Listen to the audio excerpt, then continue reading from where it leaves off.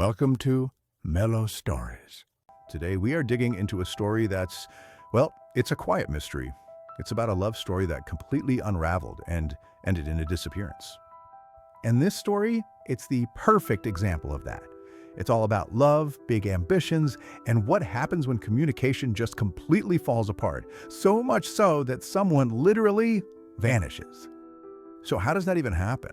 How does a love story turn into a full-blown mystery? Let's get into it. We're going to unpack the story of Derek and Lena, piece by piece, to figure it out. You know, this story doesn't start at the beginning. Nope, we're actually starting at the end. Picture this, an art gallery in a quiet little coastal town, and a story is being told, not with words, but with paintings. So inside this gallery, there's a new exhibition opening, but the vibe, it's not celebratory at all. The crowd is small, quiet, honestly, it's pretty somber.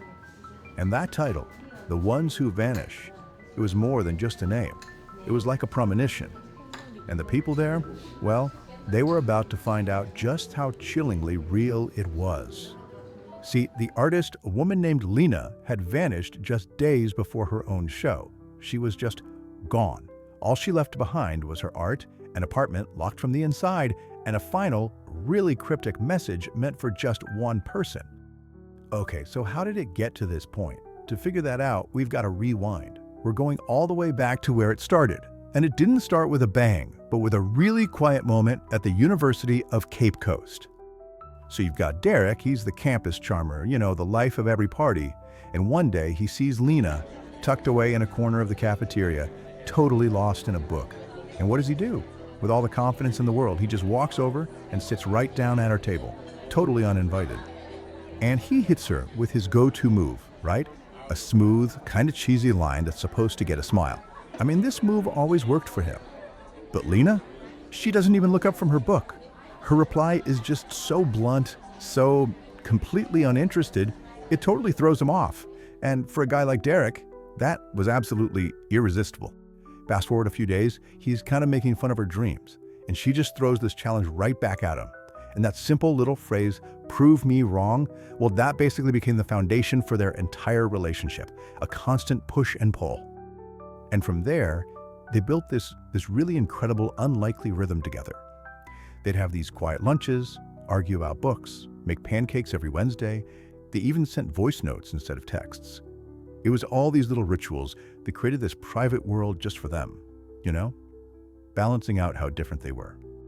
But of course, college has to end, and the real world, it doesn't really care about your campus love story. So as graduation got closer, this massive conflict and what they wanted for their lives became impossible to ignore.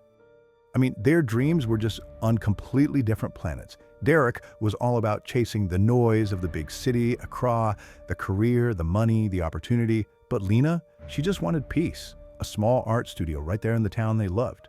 He thought her dream was too small, and she thought his was, well, hollow. The night before he left for the city, she asked him straight up, "Can we make this work?" And this was his promise. He really truly believed their connection was strong enough to beat the distance. He thought their love was the only destination that mattered. But yeah, after Derek moved to Accra, that promise started to wear thin. The reality of being apart really started to set in, and you could just feel their connection starting to fade. So for the first couple of weeks, they did the nightly calls. They shared everything. But then his new job got super demanding.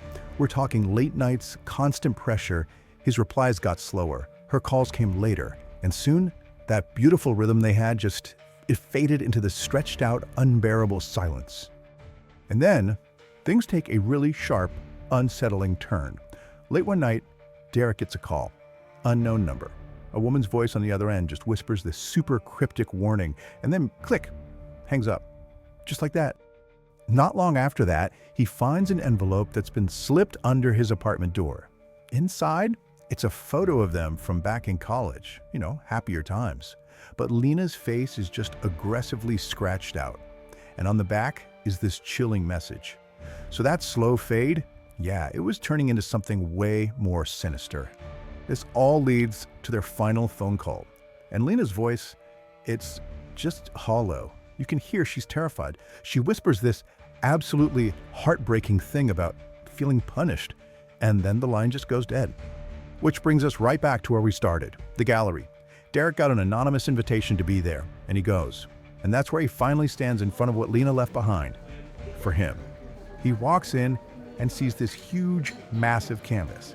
And the painting? It's of a man in a suit looking back over his shoulder as he walks out a door. And he's leaving a woman on the floor behind him, painting.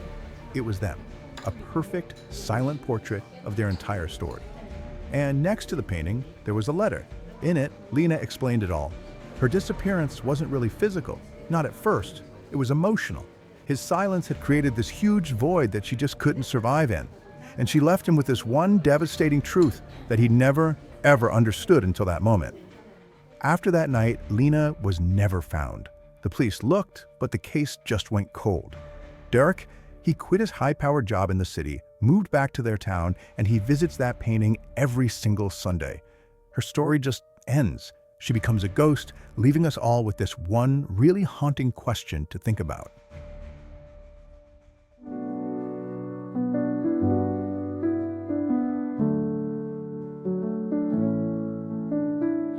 I sit alone with the clock's slow hands, each tick a whisper, a grain of sand. The room is loud with empty air, her laughter's missing everywhere. I wish my girl was close to me.